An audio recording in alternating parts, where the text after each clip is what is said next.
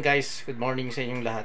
Bali, papakita ko lang sa inyo yung ginawa nating cabinet para dun sa anak kong panganay. So ipakita ko lang sa inyo guys.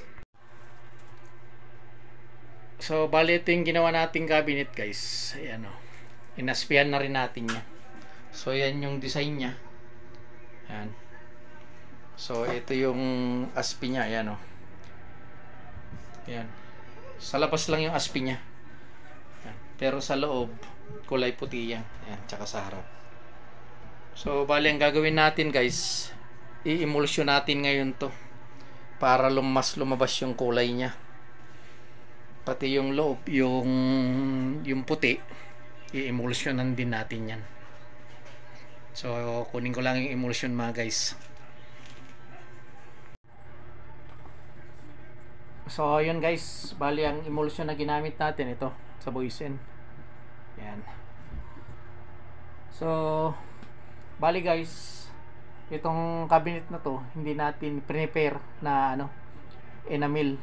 Ang ginamit natin dito water-based latex. So ang ginawa natin diskarte dito,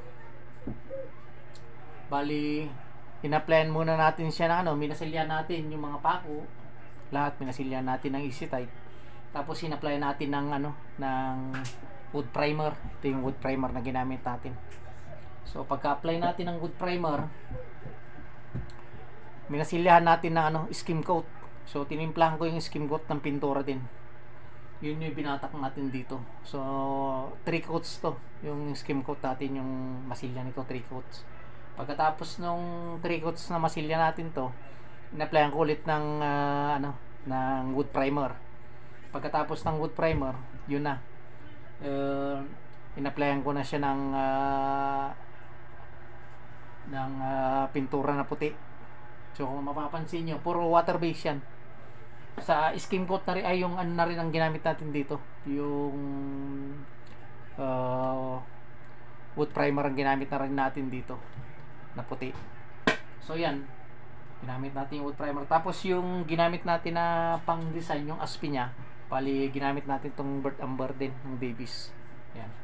So yan guys, bali naka-prepare na lahat yan. I-emulsion na natin to guys para malaminate siya, mas maging matibay yung pintura na nailagay natin dito. Ilalaminate nya para mas maganda lumabas yung kulay ng aspe, tapos kumintab siya. So yun guys, bali mag-emulsion lang tayo.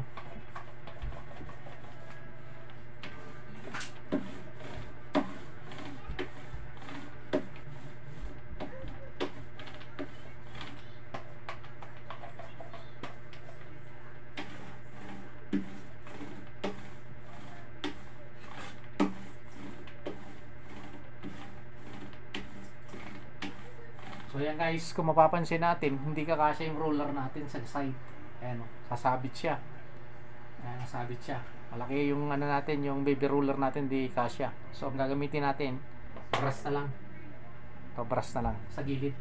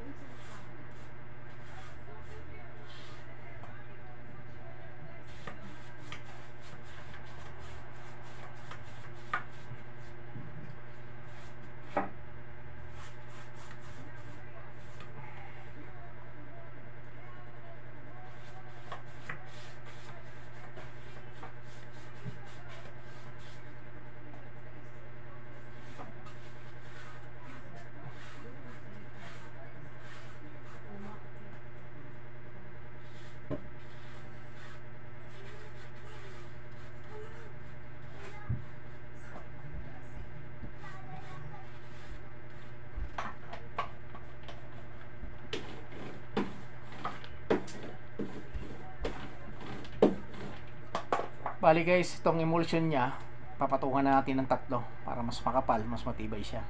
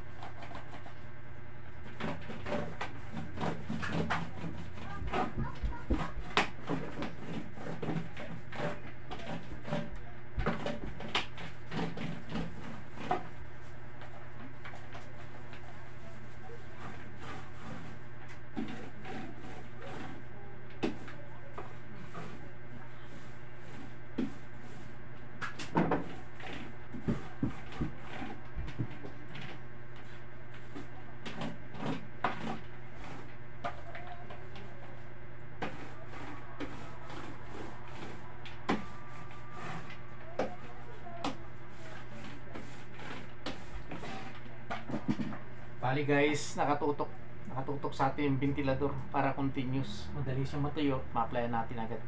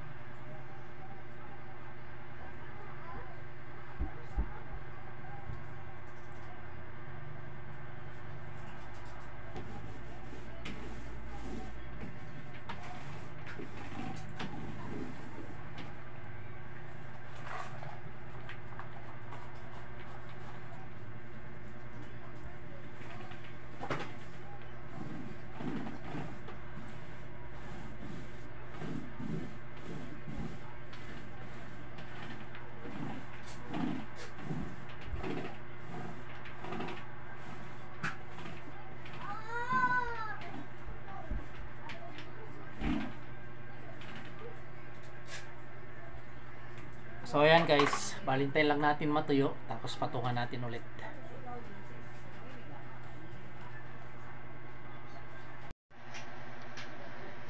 So ito na guys yung second coating natin ng ng emulsion. Yan na siya. Oh. So mapapansin nyo, makintab na siya. So itatatlo natin yan. 3 coats tayo para mas makintab pa siya. Tsaka para mas matibay siya, mas makapal yung emulsion niya.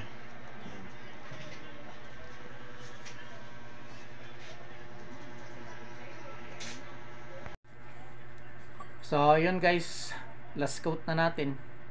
Pangatlo na tong apply natin ng emulsion. Pa-final na natin.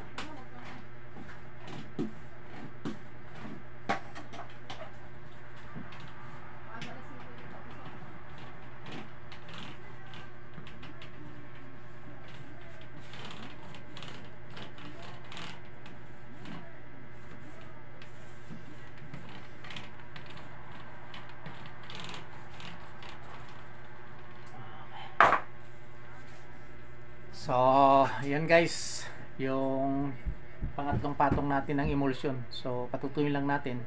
Papakita ko sa inyo yung resulta niya. So, ito na guys yung resulta ng 3 coats natin, oh. Kintab. Tapos lumabas na talaga yung design ng aspi natin, yan. Pati dito sa may puti, ayan, oh, makikita nyo, makintab sa harap. Ayan na. Ayan. So, titignan lang natin to guys kung palalagyan ng pinto ng anak ko.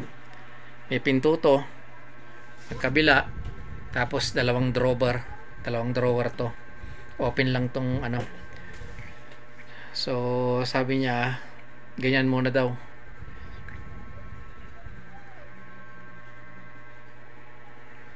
Ayan na siya, oh.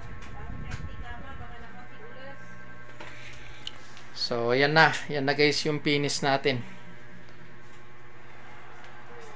Ano, kintab. So, yun guys, maraming salamat muli sa ano, patuloy na pagsubaybay niyo po sa YouTube channel natin, Kuya Wins Vlog. Huwag niyo pong kalimutang mag-like, mag-subscribe at pindutin yung notification bell para updated pa po kayo sa mga gagawin nating mga video. So, yun guys, hanggang dito na lang yung video natin. At maraming salamat muli. Ingat po kayo lagi. God bless. Hanggang sa muli po. Bye-bye.